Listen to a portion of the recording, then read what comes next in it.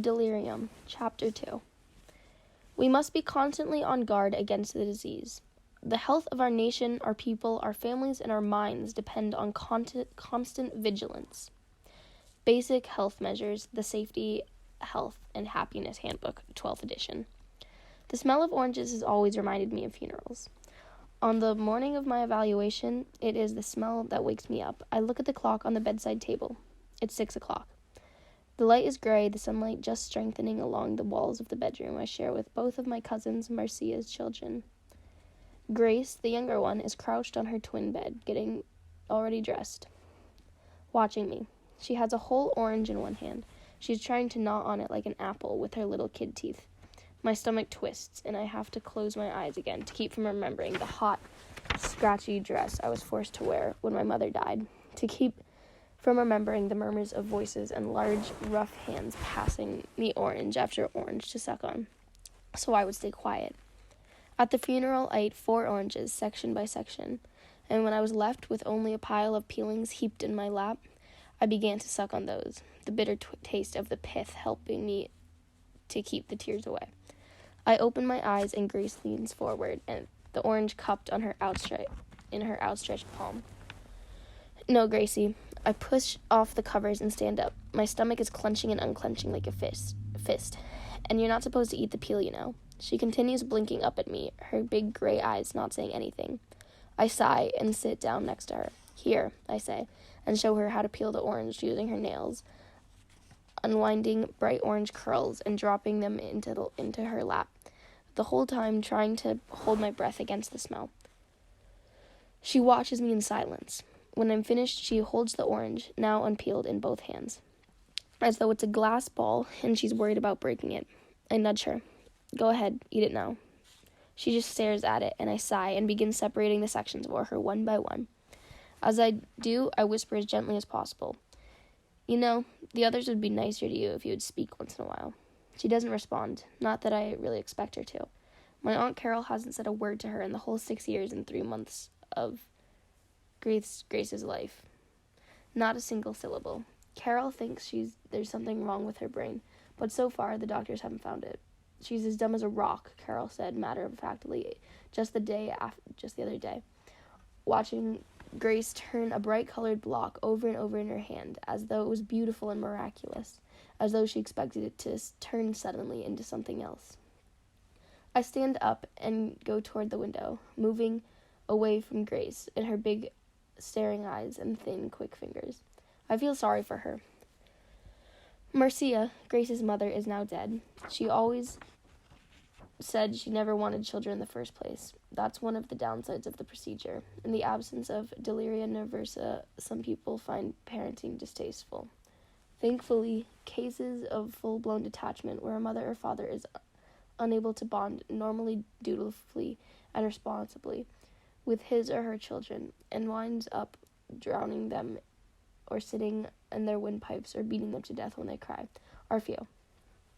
But 2 was the number of children the evaluators decided on for Marcia. At the time, it seemed like a good choice. Her family had earned high stabilization marks in the annual review. Her husband, a scientist, was well respected. They lived in an enormous house on Winter Street. Marcia cooked every meal from scratch and taught piano lessons in her spare time to keep busy. But of course, when Marcia's husband was suspected of being a sympathizer, everything changed. Marcia and her children, Jenny and Grace, had to move back with Maria's mother, my Aunt Carol, and people whispered and pointed at them everywhere they went. Garcia wouldn't remember that, of course. I'd be surprised if she has any memories of her parents at all. Marcia's husband disappeared before his trial could begin. It's probably a good thing he did. The trials are mostly for show. Sympathizers are almost always executed. If not, they're locked away in the crypts to serve 3 life sentences, back to back. Marcia knew that, of course. Aunt Carol thinks that's the reason her heart gave out only a few months after her husband's disappearance. When she was indicated in his place a day after she got served the papers, she was walking down the street, and bam, heart attack. Hearts are fragile things. That's why you have to be so careful. It will be hot today, I can tell. It's already hot in the bedroom, and when I crack the window to sweep out the smell of orange, the air outside feels as thick and heavy as a tongue.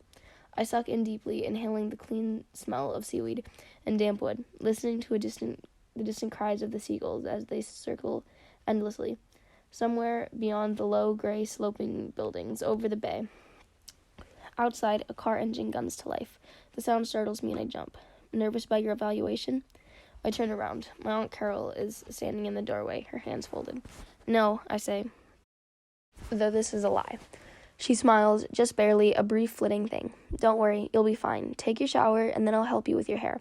We can review your answers on the way. Okay, my aunt continues to stare at me. I squirm, digging my nails into the windowsill behind me. I've always hated being looked at. Of course, I'll have to get used to it. During the exam, there will be 4 evaluators staring at me for close to 2 hours. I'll be wearing a flimsy plastic gown, semi-translucent, like the kind you get in hospitals, so they can see my body. A 7 or an 8, I would say, my aunt says, puckering her lips. It's a decent score, and I'd be happy with it, though you won't get more than a 6 if you don't get cleaned up.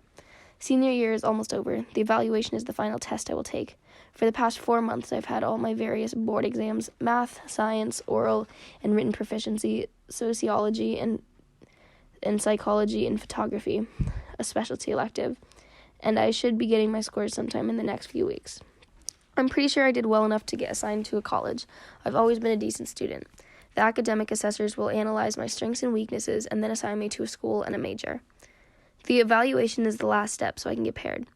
In the coming months, the evaluators will send me a list of 4 or 5 approved matches. One of them will become my husband after I graduate college, assuming I pass all my boards. Girls who don't pass get paired and married right out of high school. The evaluators will do their best to match me with people who received a similar score in the evaluations. As much as possible, they try to avoid any huge disparities in intelligence, temperament, social background, and age. Of course, you do hear occasional horror stories, cases where a poor 18-year-old is given to a wealthy 80-year-old man. The stairs let out their awful moaning, and Grace's sister, Jenny, appears. She is 9 and tall for her age, but very thin, all ankles and elbows, her chest caving in like a warped sheet pan. It's terrible to say, but I don't like her very much. She has the same pinched look as her mother did. She joins my aunt in the doorway and stares at me. I am only 5'2", and Jenny is amazingly just a few inches shorter than I am now. It's silly to feel self-conscious in front of my aunt and cousins, but a hot, craving itch begins to work its way up my arms. I know they're all worried about my performance at the evaluation.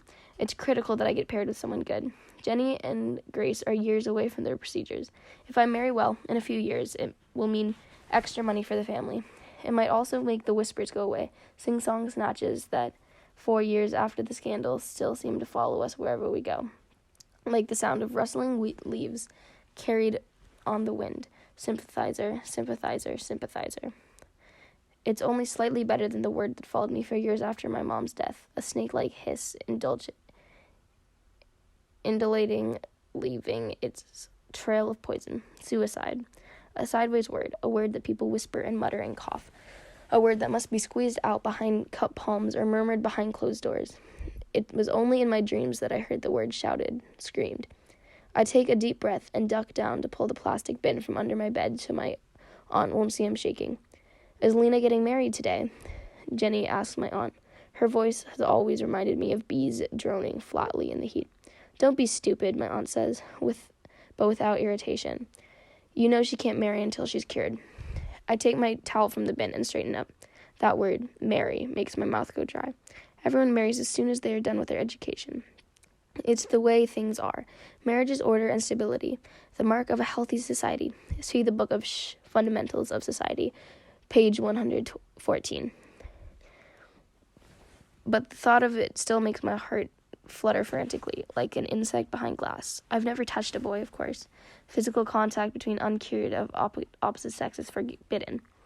Honestly, I've never even talked to a boy for longer than 5 minutes, unless you count my cousins and uncle and Andrew Marcus, who helped my uncle at Stop and Save, and is always picking his nose and wiping his snot on the underside of the canned vegetables. And if I don't pass my boards, please God, please let me pass them. I'll have my wedding as soon as I'm cured, in less than 3 months, which means I'll only have my wedding night The smell of oranges is still strong, and my stomach does another swoop.